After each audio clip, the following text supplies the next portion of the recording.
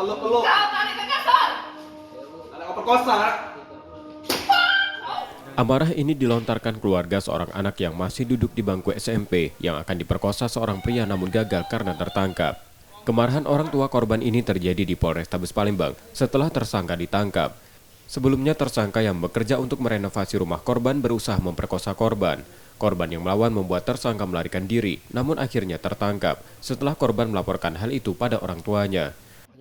Korban sempat disekap, istilahnya dibekap sama pelaku, diseret ke dalam kamar, ingin dilakukan perbuatan yang tidak sesuai, langsung sempat digigit juga oleh korban. Akhirnya korban dapat terlepas dari pelaku dan langsung buat laporan ke kami dan kita bisa berhasil mengamankan langsung pelakunya. Untuk perkara tersebut kita akan dalami nanti apakah dia sudah sering melakukan atau dengan korban ini sudah sering juga, bagaimana nanti kita akan dalami lagi. Untuk proses hukumnya tersangka kini menjalani pemeriksaan dan ditahan di tahanan Polrestabes Palembang. Yudi Kiswanto, Kompas TV, Palembang, Sumatera Selatan.